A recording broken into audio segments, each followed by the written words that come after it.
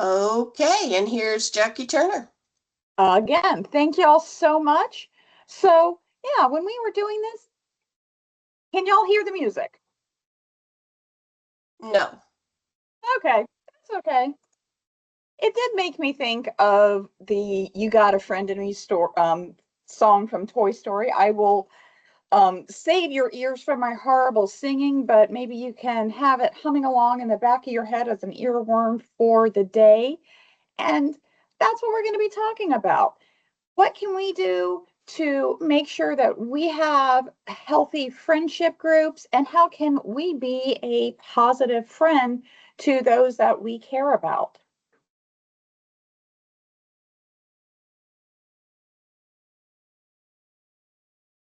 So our friendships do matter. This is important. They have an effect on our health and well-being, not just our mental health and emotional well-being, but on our physical health as well.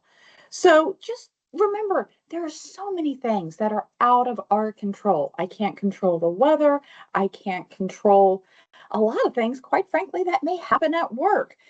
Just like we saw now with technology, computers are going to do what they're going to do. Things are going to hit us. We have very little control over a lot of things. One thing we can control, though, is who we surround ourselves with in those personal times, the time that matters. And who our friends are, we can control that. And we also can control the kind of friend that we can be and that we would like to be. So these are decisions that can really impact the direction that our life can go. Maybe it can make things a little less stressful, and we certainly don't want to be adding stress. I love this slide because friendships come in all sorts of shapes and sizes and makeups, and they evolve and change as we do in our lives. Everything from, the kids playing on the playground to team sports, and as we grow and mature, maybe we start our families and those families grow and change and we bring new people in, and others fade away because they're in different places in their lives. Those changes, they're okay.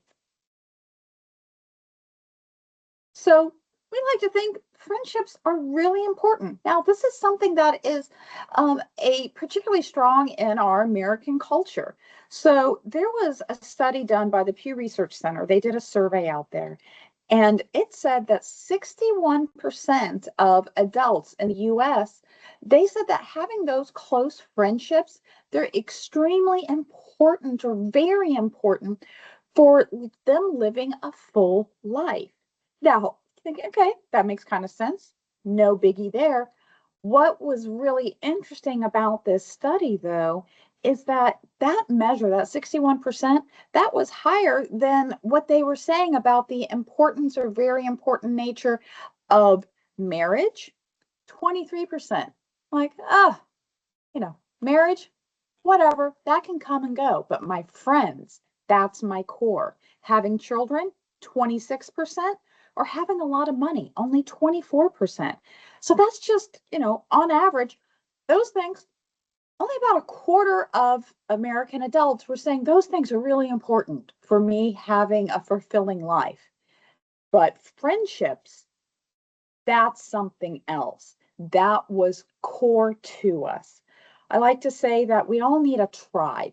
We all need our people, and our tribes can look different. We might belong to different tribes, but these things are certainly important for our well being.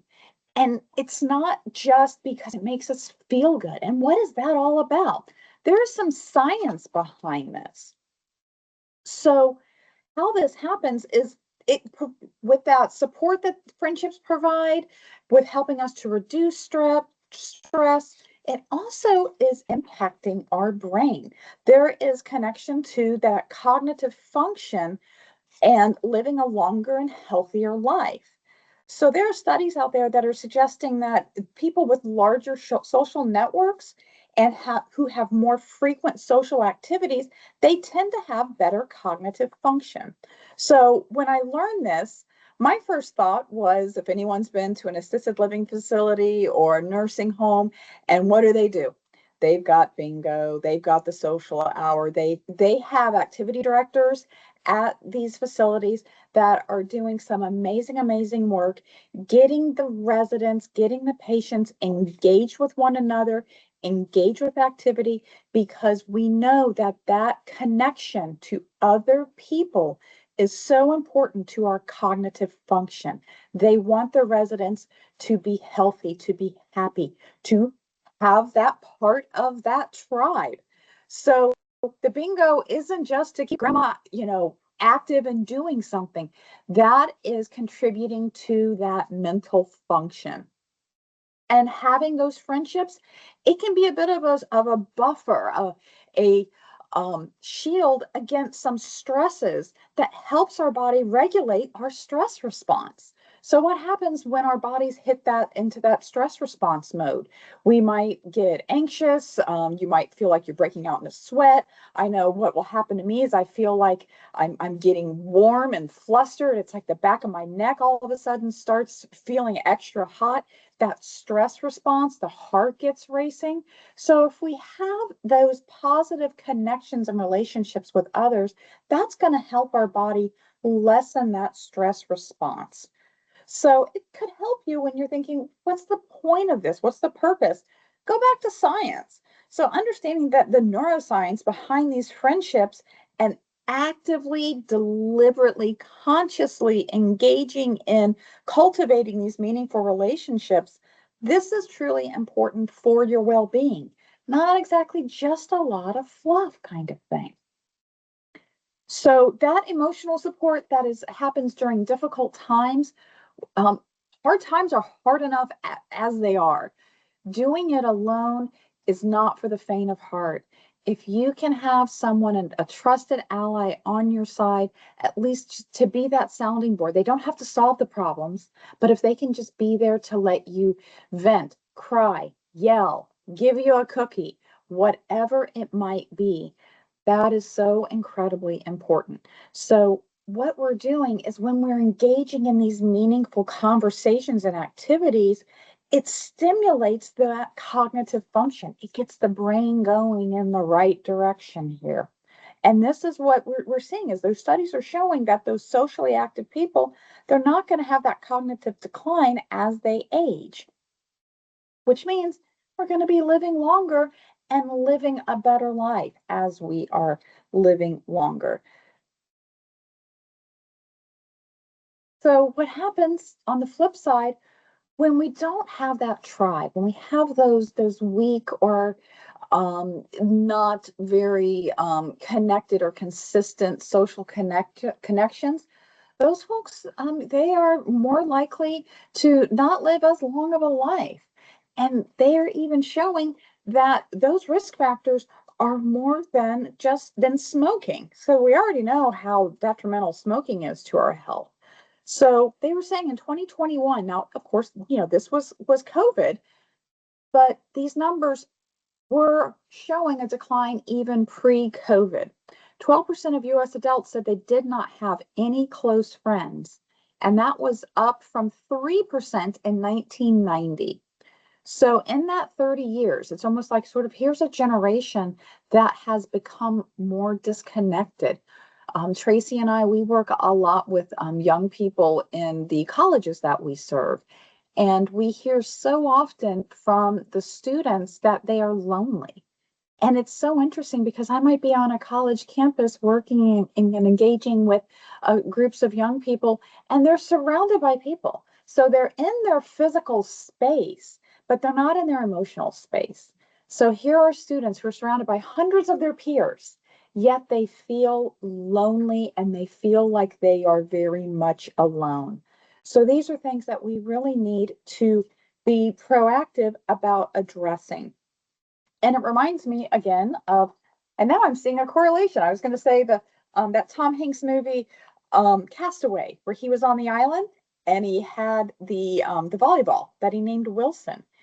Here he is, deserted island, thousands and thousands of miles away from any human, thinking he is facing his demise. He is going to die. He was trying his hardest to wrap his heart, soul, head, mind, everything around this. And what does he do?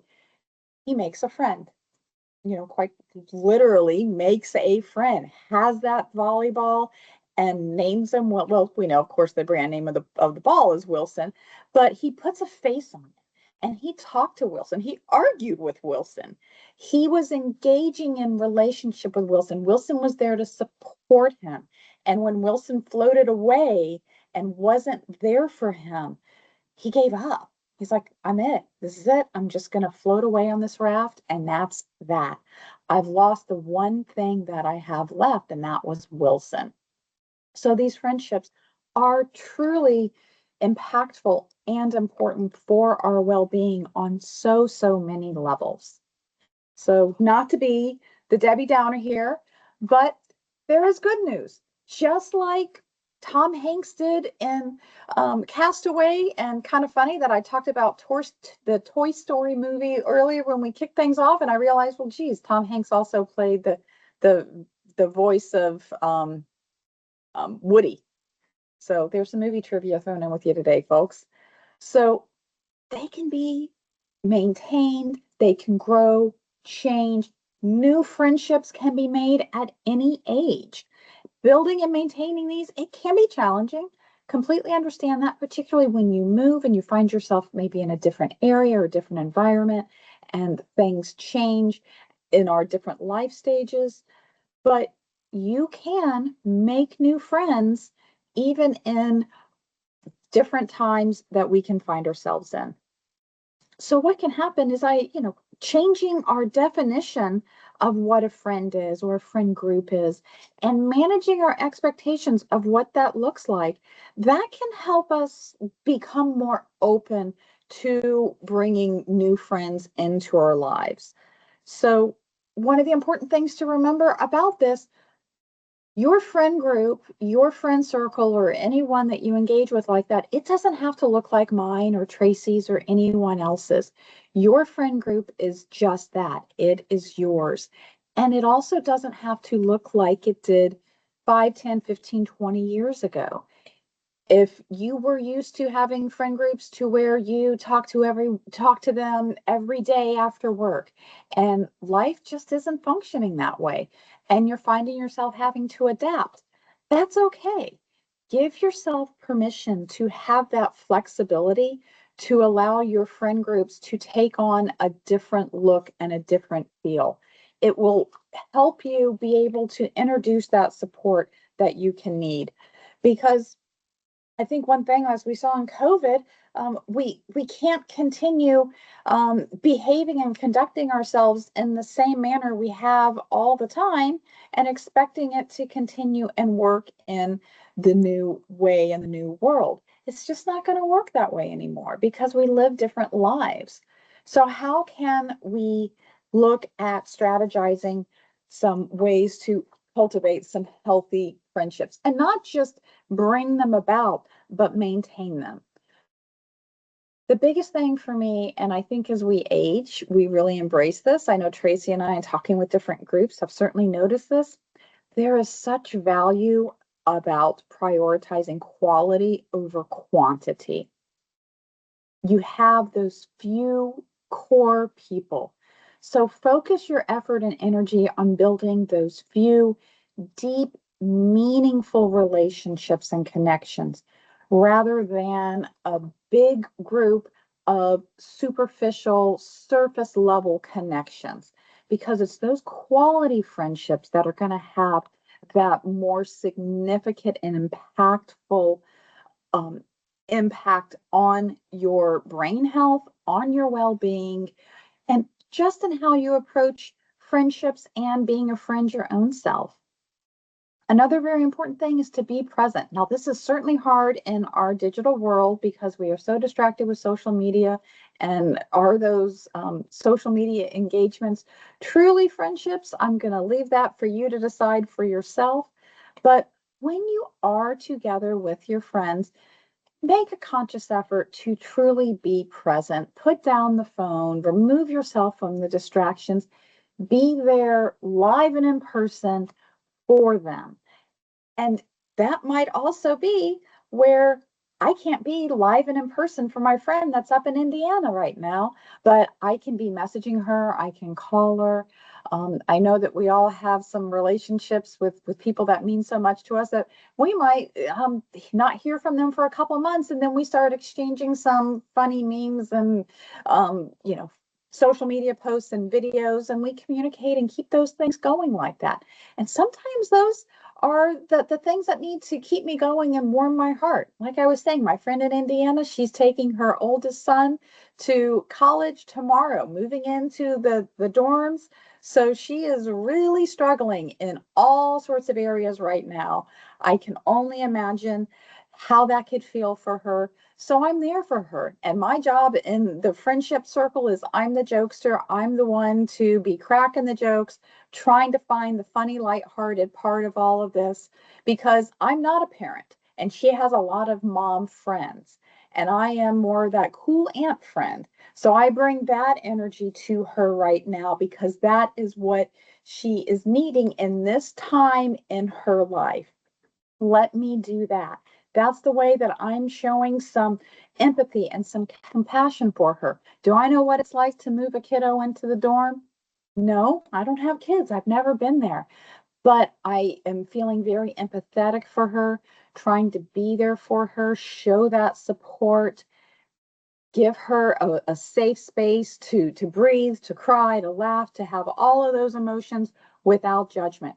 And I'm certainly not telling her how to do things because that's not my kid. I am not the parent.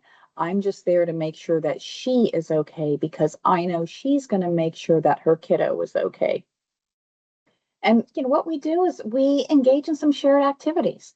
So think about your friend groups. You can't expect all your friends to always do all the same activities together all the time. I have my gym friends and I have my Rotary friends.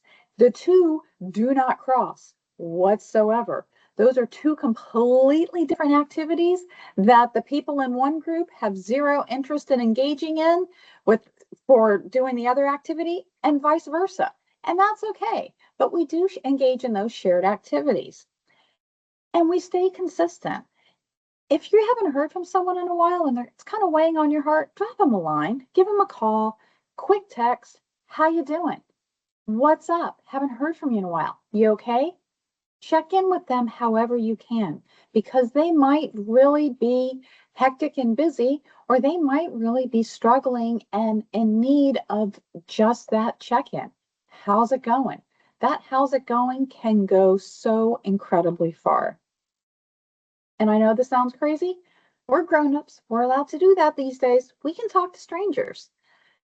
Could feel a little strange, but I actually have made a good friend once talking to a stranger. And it turns out we had a lot in common and lived close to one another and struck up a friendship. And I was kind of surprised. So you could take a chance. You never know where that could be. Or at the very least, you don't have to have a long, engaging, deep friendship with them, but maybe just the, hey, how's it going? I like your blouse, whatever it might be. That might be something that that person needs in that moment. So if you can be that for that person, that's an amazing, amazing gift. So one thing I want to focus on here, I love this quote. It says, if we don't consciously, so this is an intentional effort putting the attention on it. If we don't consciously reshape our priorities and relearn how to cultivate meaningful relationships, we risk a future where connection, which is one of those most fundamental sources of happiness and well-being, it can fade into the background of our lives. So it's not just going to happen magically. We do have to put forth some effort and energy into it. And what that means is reshaping our priorities and relearning how to cultivate meaningful relationships. That means that maybe where you had a friendship that was based upon taking the kids to soccer, and now the kids aren't in soccer anymore, what am I going to do? I've got to reshape and relearn how I keep that relationship going. And I maybe cannot be making friends there at soccer anymore because my kid doesn't play soccer anymore.